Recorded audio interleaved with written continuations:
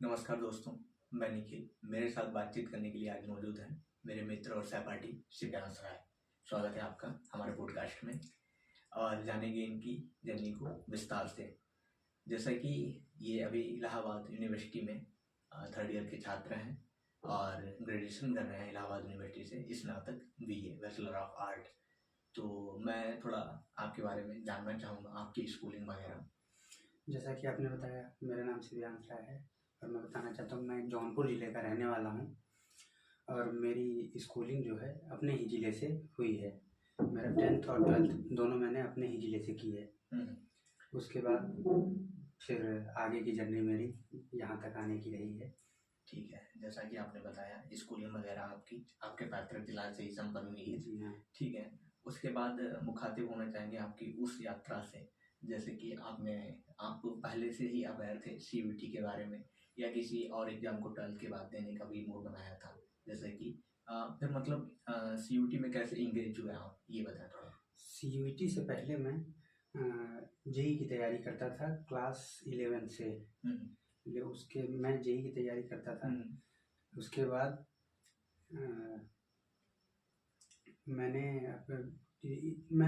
ज़्यादा 10th और 11th 10th के बाद 10th बाद जैसा कि कोविड का समय था, मैं प्रमोट हुआ हूँ।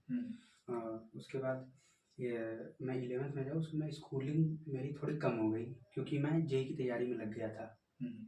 जेई की तैयारी करते समय मेरे काफ़ी ऊपर नीचे हुआ, लेकिन जब रिज़ल्ट की बारी आई तो मेरा कुछ ही नंबरों से जेई के नहीं हुआ।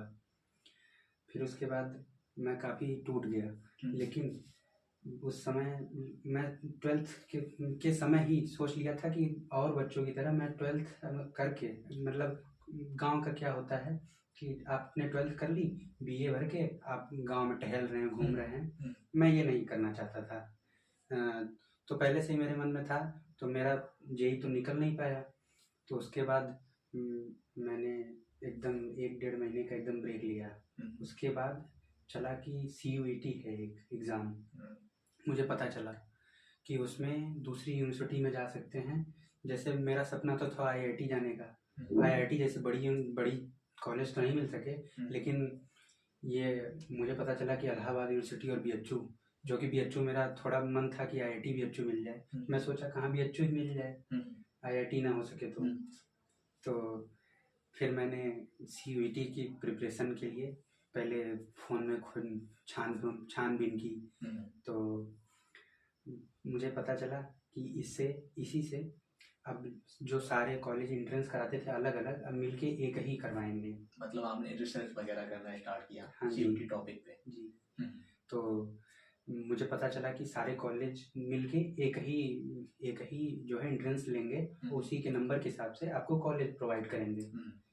तो मुझे लगा कि कहाँ आईआईटी ना सही तो कॉलेज यही बढ़िया कॉलेज ही सही, ये सब भी अच्छे हैं। तो मैंने फॉर्म भर दिया और जिसमें कॉलेज प्रेफरेंस में 3 से 4 कॉलेज, पहले मैंने दिल्ली यूनिवर्सिटी को चुना था, फिर उसके बाद बीएचयू को चुना था, फिर उसके बाद मैंने इलाहाबाद को चुना था। अच्छा, तो मतलब आपकी पहली प्रायोरिटी बीएचयू ही थी? नहीं, पहली प्रायोरिटी मेरी डीयू थी। अच्छा, डीयू थी, दिल्ली यूनिवर्सिटी। हाँ जी। तो उसका क्या रहा फिर? दिल्ली यूनिवर्सिटी में मैं केमिस्ट्री से भरा था, केमिस्ट्री ऑनर्स, जो कि मेरा हो गया था। और खुशी की बात ये कि हंसराज कॉलेज में हुआ था, जो कि दिल्ली यूनिवर्सिटी का नामी कॉलेज है, टॉप कॉलेज है। लेकिन एक समय बाद मैं सोचा, जैसे कि मैं नॉर्मल मिडिल क्लास फैमिली से था, तो एक होता है कि बीएससी के करने के बाद मुझे एमएससी करनी पड़ती, मास्टर्स के लिए जाहिर सी बात है आपको अप्लाई करना पड़ता, और एमएससी करने से पहले मुझे कोई जॉब नहीं मिल सकती थी। तो मेरे मन में आया, जैसा कि और मेरी दीदी जो पहले से ही तैयारी कर रही थी, तो वो डीयू से ही, वेंकटेश्वर कॉलेज से अपनी बीएससी केमिस्ट्री से ही वो थी, तो कर ली थी। तो काफ़ी समय लगता है उसमें, मतलब पूरा दिन देना पड़ता है केमिस्ट्री, मतलब पढ़ रहे अगर बीएससी केमिस्ट्री ऑनर्स से। तो मुझे चाहिए थी कि मुझे नौकरी मिले जल्द से जल्द, मेरे हाथ में पैसा हो।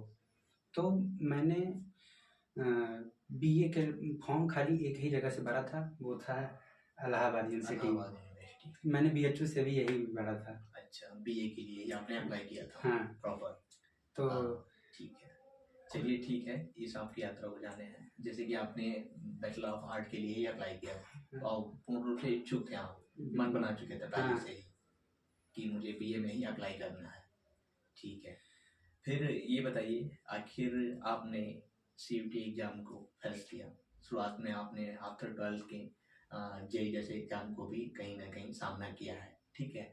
और ठीक है, अलग की बात है कि आपको वहाँ जो है हताशा हाथ लगी, वो अलग की बात है, मगर आपने वहीं पे जो है मूव ऑन किया और सीयूटी एग्जाम की तरफ देखा, ठीक है। और सीयूटी एग्जाम में आप इनरोल हुए, उसको क्रैक किया और आज इलाहाबाद यूनिवर्सिटी में आप ग्रेजुएशन कर रहे हैं। ठीक है, ये सब जर्नी रही है। फिर आपका जो शुरुआती समय था इलाहाबाद यूनिवर्सिटी में आने से, ठीक है, या इलाहाबाद जब आए होंगे आप डॉक्यूमेंट वेरिफिकेशन वगैरह कराने, तो आपको शुरुआती समय में जो चैलेंजेस थे वो क्या थे आपके लिए? मुझे लगभग तारीख याद है कि मैं इलाहाबाद 2 अक्टूबर को 2 अक्टूबर सन 2023 में यहाँ पे आया था।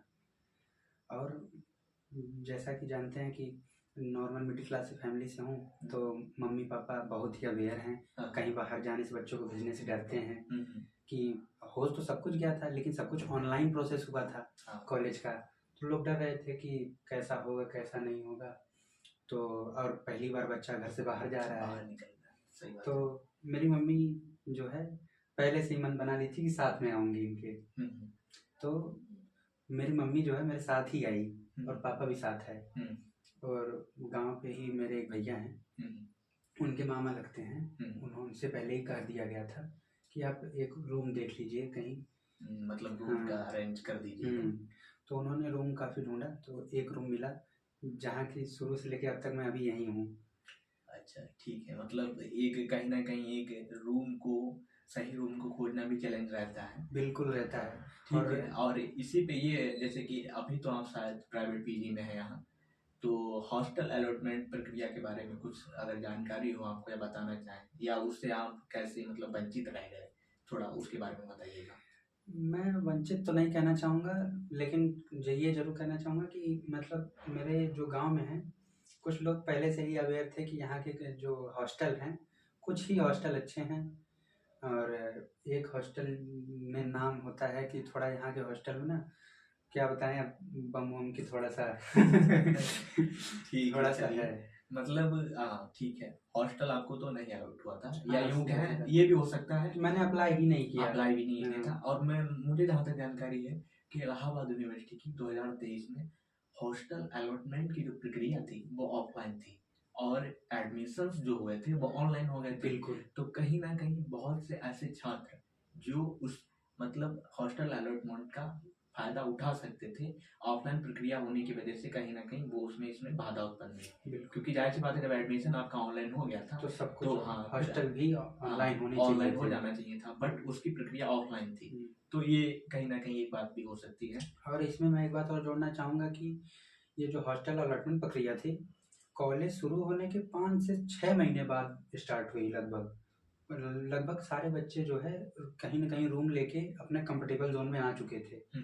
तो ये अब एक कंफर्टेबल जोन छोड़ के दूसरे जगह फिर से कहीं जाके एडजस्ट होना और दूसरे माहौल में लोगों के साथ रहना, लोगों में घुलना मिलना काफ़ी अलग था। तो फिर काफ़ी बच्चों जिनको होना भी था वो भी नहीं गए।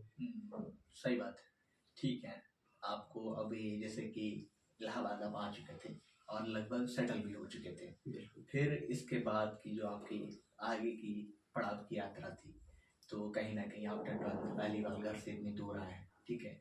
और जाहिर सी बात है आपका पैतृक जिला जो है इलाहाबाद प्रयागराज से मतलब 200-250 किलोमीटर की दूरी रखता है, तो 250 किलोमीटर की दूरी पे आप थे घर से, तो पहली बार मुखातिब हुए प्रयागराज से, ठीक है।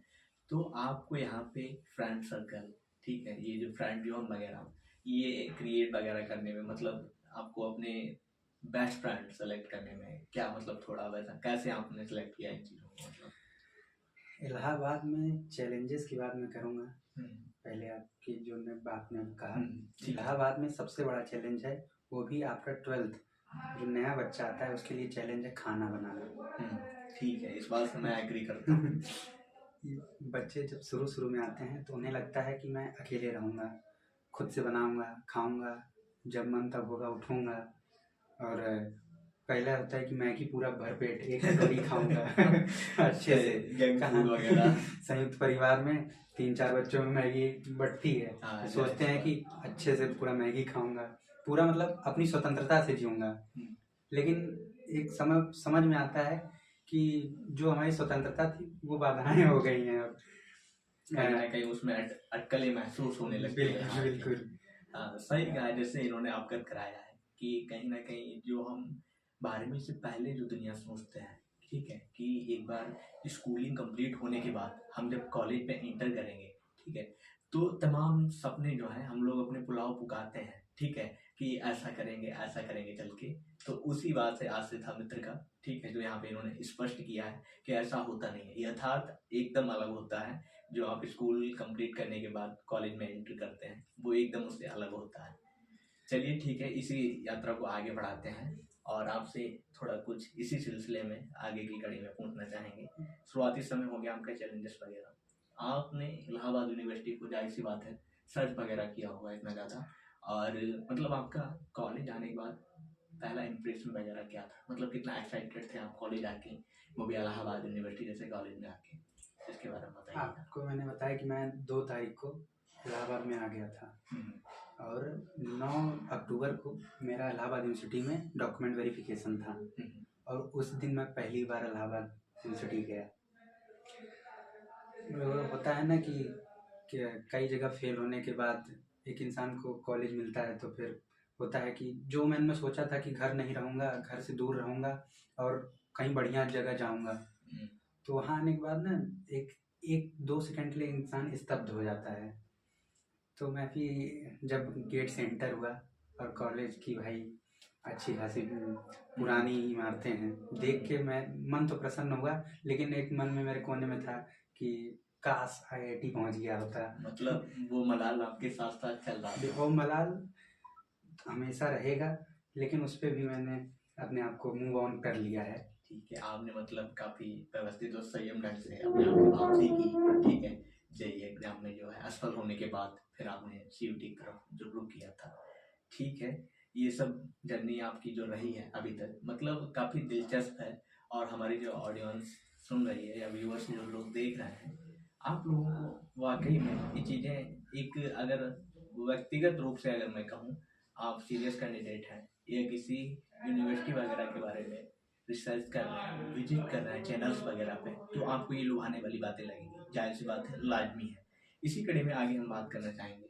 कॉलेज आए आप, कॉलेज की जो प्रोफेसर्स वगैरह है उनका कैसा क्या बिहेवियर है, ठीक है, कैसे इंटरेक्ट करते हैं आप लोगों से, ठीक है, कॉर्डियल है नहीं है, इसके बारे में थोड़ा बताइए। और कभी आपका कोई एक किस्सा प्रोफेसर से संबंधित वगैरह, जैसे कि कभी बातचीत में या किसी एक्टिविटी में इन्वॉल्व होते समय कुछ आपको दिलचस्प याद हो, पहले तो आप बिहेवियर वगैरह के बारे में बताइएगा, कैसे आखिर बच्चों की मदद करते हैं यहाँ के प्रोफेसर्स वगैरह, आपको आपकी कैरियर के मद्देनजर, ठीक है, आपको क्या भविष्य में करना चाहिए, क्या उचित मार्गदर्शन देते हैं क्लासेस के दौरान वगैरह, इसके बारे में थोड़ा विस्तार से बताएं। जब मैं डॉक्यूमेंट वेरिफिकेशन करा के आया, तो उसके बाद लगभग 1 से 2 दिनों बाद मुझे कॉलेज का टाइम टेबल मिला कि इस टाइम मेरी क्लासेस चलेंगी।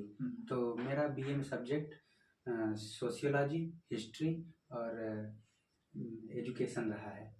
तो मेरी पहली क्लास सोशियोलॉजी की थी। तो मेरी क्लास लगभग मुझे याद है कि 9:30 बजे से 9:50 से चलती थी। तो मैं पहले दिन क्लास में गया तो पूरे क्लास भरी हुई थी बच्चों से। तो अब होता है ना कि कॉलेज गए और एक टीचर स्टेज पे खड़ा है और सारे बच्चे भरे हैं और सारे उनको टुकटुकी लगा के देख रहे हैं। और टीचर का भाई पहला क्वेश्चन ये रहता है, चलिए भाई सब लोग इंट्रोडक्शन दीजिए, मुखातिब कराइए अपने आप से। तो मुझे याद है कि हमारे टीचर थे अरविंद सर। तो उन्होंने इंट्रोडक्शन वन बाय वन खड़ा करने को नहीं बोला, कहा कि एक पेज पे लिख के दीजिए, सब लोग एक पेज पे लिखिए, फाड़िए और मुझे दीजिए, सब लोग अपना अपना इंट्रोडक्शन। तो मुझे लगा कि पहली बार कोई मुझे पूछ रहा है कि अपने बारे में लिख के मुझे बताओ। मतलब अपने आप की आफ्टर स्कूलिंग कुछ थोड़ा अहमियत पता लगी कि हाँ, मतलब मेरे बारे में कोई जानना चाहता है। तो मैंने भाई पेज फाड़ा। पहले तो जैसा कि है कि अपना नाम लिख दूंगा, पापा का नाम, मम्मी का नाम, जिला का नाम लिख दिया, स्कूलिंग यहाँ से हुई। अब वही न, अब कुछ बचा ही नहीं, इतने में तो मेरा सब कुछ खत्म हो गया। तो टीचर बोले अच्छा जो आगे बनना चाहते हो वो। तो बनने में मेरा शुरू में रहा कि मैं इनकम टैक्स इंस्पेक्टर बनूंगा। मैंने ये लिख के दिया और उसी समय की बात है कि एक बच्चा जो था उसी अपने इंट्रोडक्शन में अपने क्या बनेगा वो उसमें लिख के दिया था प्रधानमंत्री बनूंगा मैं। उसके बारे में मैं सोच के लाया कि यहाँ मुझे पता चला कि मेरी सोच अभी काफी नीचे है, लोग बहुत ऊपर तक सोचते हैं। प्रधानमंत्री भाई बिल्कुल बन सकते हैं, क्यों नहीं बन सकते हैं। देखिए जाहिर सी बात है, एक वह व्यक्ति जो इस संसार में ठीक है इस धरा पे आया है ठीक है, तो उसकी महत्वाकांक्षाएं सीमित तो है नहीं ठीक है, कुछ भी पाया जा सकता है इस धरा पे रहते हुए। अगर आपका संकल्प, आप वचनबद्ध हैं अपने उस संकल्प के प्रति, आप कितने आत्मसमर्पित हैं, तो इसमें कोई मतलब बैन करने वाले लोग बैन करते हैं इस चीज बिल्कुल ठीक करते है, हैं, और आपका उपहास भी बनाते हैं। बिल्कुल पूरी क्लास हंसी थी उस पे। जाहिर सी बात हंसी होगी, लेकिन यहाँ पे मतलब इस धरा पे आने के बाद व्यक्ति ने क्या क्या किया है, आप भी इस चीज से अवगत हैं ठीक है। तो मतलब कि महत्वाकांक्षाएं या किसी का लक्ष्य, कोई इसका कोई पैरामीटर नहीं है, ये सीमित नहीं है। आप जितना अगाध सोच सकते हैं इस चीज के बारे में और जितनी कल्पनाएं वगैरह कर सकते हैं, और किसी के कैरियर के संबंधित बाकी उपहास नहीं उड़ाना चाहिए, इसका मैं व्यक्तिगत और सामूहिक रूप से समर्थन भी करता हूँ, आप भी करते हैं जैसा कि लाइफ में। तो ये आपका एक दिलचस्प किस्सा रहा, मतलब कि आफ्टर स्कूलिंग जब आप यहाँ आए तो आपने सोचा कि मतलब कितने विचार जो हैं डाइवर्स हैं ठीक है, मैं इनकम टैक्स ऑफिसर बनना चाह रहा हूँ, अगला बंदा जो है वो प्रधानमंत्री बनना चाह रहा है, या कुछ कोई और है कोई और बनना चाह रहा है ठीक है। ये भी काफी मतलब दिलचस्प लगा आपके बारे में ठीक है। इसके बारे में जैसे कि फिर पढ़ाओ बढ़ा होगा धीरे धीरे, आपका एग्जाम वगैरह आए होंगे, तो यहाँ सेमेस्टर एग्जाम चल रहा है या ईयरली प्रोग्राम है, इसके बारे में थोड़ा बताइएगा। शुरुआत में सही बताऊं तो काफी अलग लगा कि लोगों का पेपर हर 6-6 महीने पे होता है और यहाँ एक साल में एक बार ही पेपर होता है। जैसे कि जो तमाम स्टेट यूनिवर्सिटियां हैं, बिल्कुल, लोकल कॉलेजेस बिल्कुल। हैं आपके, मतलब हमारे यहाँ जो डिस्ट्रिक्ट लोकल वगैरह के। कॉलेजेस हैं वहाँ 6-6 महीने पे एग्जाम होते हैं। हाँ आपके यहाँ, और जायज़ तौर पे मुझे भी जहाँ से, अगर मैं सही हूँ तो जो भी लोकल कॉलेजेस या स्टेट यूनिवर्सिटियां हैं वहाँ लगभग सेमेस्टर प्रणाली ही चल रही है अभी तक। जब तक हम लोग वीडियो शूट कर रहे हैं 2025, ये 26 चल रहा है, इससे पहले तक ठीक है सेमेस्टर प्रणाली ही चल रही है वहाँ पे। बिल्कुल। तो यहाँ पे ईयरली प्रोग्राम था जब आप इनरोल हुए थे? बिल्कुल ईयरली प्रोग्राम था। और पहले तो मैं खुद में कंफर्म नहीं था कि ईयरली प्रोग्राम है, तो वही है कि सीनियर से पता लगाना कि भैया एक साल में एक ही बार पेपर होता है, तो उन्होंने कहा हाँ हाँ एकदम एक ही बार होता है, और उस पेपर का रामबाण है डी कुमार। सही बात है। अब जैसे कि आपने इस बात को बता ही दिया कि सीनियर, तो हमें लग रहा है शायद एक वो स्टूडेंट जो इलाहाबाद यूनिवर्सिटी में आता है और इनरोल होता है इसके किसी एफिलिएटेड कॉलेज या मेन कैंपस में भी, तो हमें लगता है कि प्रोफेसर्स के बाद अगर उस बच्चे को सबसे ज़्यादा गाइडेंस और अपने जो भी मतलब जो भी संदेह रहते हैं, जो भी डाउट्स रहते हैं, वो अगर कोई क्लियर करता है तो सीनियर्स ही करते हैं, जैसा कि आप भी एग्री करते हैं इस बात।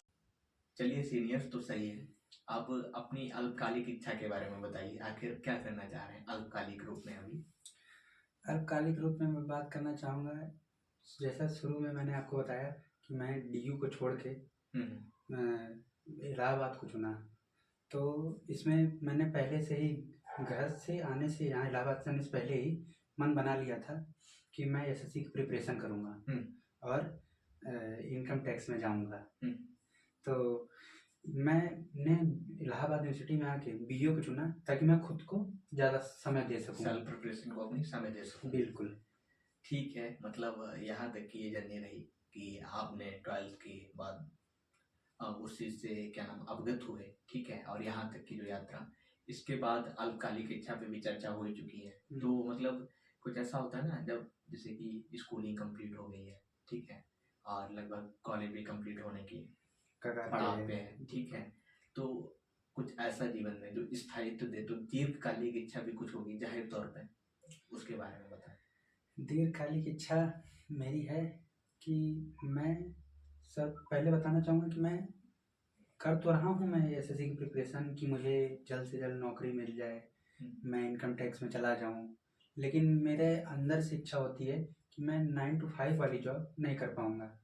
कि जैसे सरकारी नौकरी में ये नहीं होता है कि आप करेक्ट समय पे ही पहुँच जाइए, और बिल्कुल भारत में तो आप समझ ही रहे हैं कि सरकार के कर्मचारी कैसे काम करते हैं।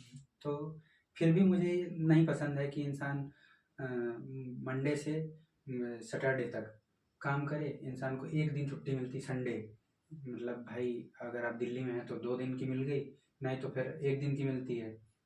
अब संडे को इंसान कुछ करने की सोचता है, संडे की शाम हुई तो वही स्कूल के जैसा हो जाता है कि अब कल से स्कूल जाना है या कल से फिर से नौकरी जानी है। कहीं ना कहीं मतलब संडे समापन की ओर जब होता है तो मंडे की वो टेंशन खटकने लगती है दिमाग में कहीं ना कहीं। तो ठीक है, तो जाहिर तौर पे जैसा कि आपने भी बताया कि मैं 9 to 5 जॉब्स की मतलब समय सीमा में नहीं बना रह सकता हूँ। तो सबकी प्रकृति भी अलग है, जैसे कि आपका नेचर बिल्कुल अलग है और जाहिर तौर पे हो भी सकता है ऐसा। तो मैंने जो है, मेरे मन में स्वयं की इच्छा मैंने चुना कि मैं 9 to 5 जॉब कर नहीं सकता, लेकिन यही है कि मैं 9 to 5 जॉब लोगों को दे सकता हूँ। तो मैं बिजनेस की ओर जाऊँगा। मैं अपनी खुद की कंपनी खड़ी करूँगा, और मैं खुद के लिए मैं स्वयं चाहता हूँ और मैं मैनिफेस्ट करता हूँ कि मैं वर्ल्ड का रिचेस्ट मैन बनूंगा, और रिचेस्ट मैन बनने के साथ साथ मेरे मम्मी पापा मेरे साथ में हों। हाँ। और मेरी सफलता को मैं देखें वो। हाँ बिल्कुल सही बात है। जैसा कि पहले तो आपको आपकी इस महत्वाकांक्षा और दीर्घकालिक इच्छा के लिए बहुत बहुत अग्रिम बधाई मित्र। और दूसरा आपने ये कहा कि कहीं ना कहीं हमारे माता पिता हमारे साथ हों जब हम कुछ जीवन में कुछ सक्सेस को अचीव करते हैं, और जब हमारे साथ हमारे पेरेंट्स होते हैं तो उसमें 4 चांद लग जाते हैं और भी बेहतर तरीके से।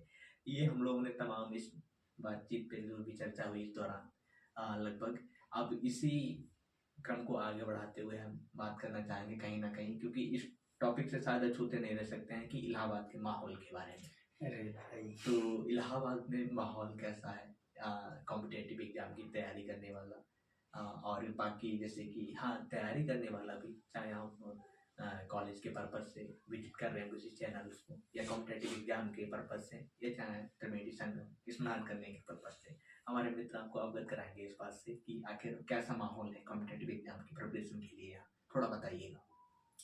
मैं शुरुआत में सोचता था कि इलाहाबाद बहुत ही फोकस्ड शहर है, लेकिन मुझे यहाँ आने के बाद पता चला कि इलाहाबाद 50% फोकस्ड है, 50% डिस्ट्रैक्टेड है। तो वो जो 50% और दोनों 50% में बच्चे ही आते हैं। हाँ बिल्कुल जाहिर तौर पर, क्योंकि यहाँ इलाहाबाद शहर लगभग बच्चों से ही माना जाता है। हाँ मतलब यहाँ की जो अधिकतम पॉपुलेशन है, अगर मैं सही हूँ तो माइग्रेशन है, और वो माइग्रेशन बच्चों के लिए। तो मैं बता रहा हूँ कि जो ये जो 50% है, ये तो इनके मन में सोच चलता है कि मैं ये करूँगा, लेकिन जो 50% फोकस, जो नहीं फोकस्ड है उनकी मैं कम बात कर रहा हूँ, लेकिन जो फोकस्ड है उन 50% लोगों में भी कुछ लोग जो फोकस है उनको सही रास्ते नहीं मिलते हैं कि फला कोचिंग में जाऊँ, कि यहाँ जाऊँ वहाँ जाऊँ, या सही कंटेंट नहीं मिल रहा है, या पढ़ रहे हैं लेकिन वही है घर छोड़ के आए हैं तो सही माहौल नहीं मिल पाया। कई लोगों को टीचर नहीं मिल पाए अच्छे, कई लोगों को कुछ टीचर अच्छे मिले तो कुछ अच्छे नहीं मिले, कुछ सब्जेक्ट ढीला रह गया। जैसा कि है कंपटीशन का माहौल है, आपके सारे सब्जेक्ट अच्छे होंगे तो ही आप किसी नौकरी में सफल हो पाएंगे। बिल्कुल कर सकते हैं जाहिर तौर पे। जैसा कि मित्र ने बताया कि यहाँ पे आने के बाद ना आपको विभिन्न प्रकार का ऐसा डिस्ट्रैक्शन से आप मतलब अवगत होंगे जो आपको जाहिर तौर पे आप चाहे लेना चाहे ना लेना चाहे वो लाजमी तौर पे आपसे थोपा जाएगा कहीं ना कहीं। तो उन सब चीज़ों से आपको परहेज करना है और दूरी बनाए रखनी है अगर आप एक बेहतर लक्ष्य की संकल्पना अपने आप में गढ़ रहे हैं कहीं ना कहीं। तो इसी के क्रम में आगे जानना चाहेंगे थोड़ा, मतलब वो नवांतुक छात्र जो सेंट्रल यूनिवर्सिटी में किसी अपने उस सपने को मतलब देख रहे हैं, या किसी सेंट्रल यूनिवर्सिटी से ग्रेजुएशन करना चाह रहे हैं, बैचलर्स कंप्लीट करना चाह रहे हैं, कोई भी यूनिवर्सिटी हो तमाम, चाहे BHU, IU, दिल्ली यूनिवर्सिटी वगैरह, तो सीयूईटी की थोड़ी प्रोसेस के बारे में अगर आप बता सकें तो काफ़ी मदद होगी। जैसा कि सीयूईटी की परीक्षा जो है बोर्ड के 2 महीने बाद ही होती है, मैंने भी वही दिया है उसी समय। तो मैं यही जानता हूँ कि 2 महीने बाद परीक्षा होती है और बोर्ड के पेपर के समय फॉर्म भरे जाते हैं। तो आपको 2 महीने मिलते हैं और आप समझ सकते हैं कि किसी इंसान से अगर 2 महीने तैयारी करवाई जा रही है, तो उसी हिसाब का ही पेपर आएगा। तो आपको ये समझना चाहिए कि बहुत ब्रॉड नहीं जाना है। आपने जो पढ़ा है 12th में वही पढ़ना है और बाकी जो जनरल स्टडीज शायद आती है, जनरल अवेयरनेस अगर मैं सही हूँ तो। बिल्कुल। तो इसमें ना रीजनिंग, मैथ और जीके जी इसका सिलेबस ऐड करते हैं। इसके बाद आपके डोमेन सब्जेक्ट डिपेंड करते हैं आप आपकी स्ट्रीम अगर के हिसाब से। आपके डोमेन सब्जेक्ट अच्छे हैं, आप इनमें 10% भी ध्यान दे रहे हैं, इसमें आप 10% में क्या बताऊँ, आप रीजनिंग पहली बार पढ़ेंगे आपका पूरा मन लगेगा कि आप मन करेगा पूरा दिन रीजनिंग ही लगाएं, तो आप रीजनिंग कर लेंगे और बाकी आपके डोमेन तैयार कर लेंगे, तो आपको यूनिवर्सिटी आने से कोई रोक नहीं पाएगा। आप पक्का क्रैक कर लेंगे क्योंकि उतने टफ लेवल होते ही नहीं हैं एग्जाम के। सही कहा आपने। और जैसे कि जाहिर तौर पे अगर हम वाकई किसी केंद्रीय विश्वविद्यालय में इनरोल होना चाहते हैं या स्नातक प्रास्नातक कहीं से करना चाह रहे हैं, तो जाहिर तौर पे थोड़ी सी मेहनत तो लाजमी बनती है, आपको उसके लिए थोड़ा एक्स्ट्रा एफर्ट करना पड़ेगा, ये तो बात तय है। मैं बोलना चाहूँगा कि मेहनत से आप कहीं भी पहुँच सकते हैं। आप मेहनत करिए, यहाँ आ जाइए, मेहनत करिए, जहाँ चाहते हैं आप, जो चाहते हैं और जिस चीज़ को आप समय देंगे वो आपका होगा, ये हमारे शिक्षकों से हमने सुना है। बिल्कुल आपने उचित सुना है और बहुत सही है। हाँ, कहीं ना कहीं निरंतरता बनाए रखनी होती है आपको, चाहे आप किसी भी फील्ड में हो, पढ़ाई के फील्ड में या तमाम फील्ड इत्यादि विभिन्न प्रकार के फील्ड हो सकते हैं। बिल्कुल। वहाँ आपकी निरंतरता काफ़ी मायने रखती है आपको प्रोग्रेस करने में और आपके लक्ष्य के प्रति नज़दीक पहुँचाने में, जो भी जिस प्रकार का है। अगर आप सेंट्रल यूनिवर्सिटी आना चाहते हैं तो जैसे अधिकतर बच्चे होते हैं बोर्ड की परीक्षा दे लिए, अब 2 महीने बिल्कुल फ्री रहेंगे, घूमेंगे फिरेंगे, ठीक है, नानी मामा के घर पे बिल्कुल जाएंगे, यहाँ घूमने जाएंगे, वहाँ घूमने जाएंगे। और वही अगर आपके मन में सेंट्रल यूनिवर्सिटी आना है तो आपको वही 2 महीने अपने आप पे काम करना है और वही 2 महीने में वो बच्चे कहीं और होंगे, आप कहीं और होंगे। सही सही कहा आपने। जैसा कि अभी मैं इस बात को मेंशन भी कर चुका हूँ कि जाहिर तौर पे जब आपको सेंट्रल यूनिवर्सिटी का टैग चाहिए है तो थोड़ी मेहनत कर लीजिएगा, ये लाजमी है। कहीं ना कहीं कुछ मैसेज देना चाहेंगे आप हमारे तमाम श्रोताओं को, उन व्यूअर्स को जो देख रहे हैं अभी? तो मैं आपके लिए कामना करूँगा कि आप लोग ज़रूर यहाँ आइए और यहाँ के माहौल को समझिए, क्योंकि आप जब घर से बाहर निकलते हैं तो आपको समझ में आता है कि दुनिया उस कुएं जैसी नहीं है, दुनिया समुंदर है और समुंदर में बहुत सारी मछलियाँ, मेंढक और अन्य जीव रहते हैं और उन जीवों को आपको बीट करके सबसे आगे पहुँचना है।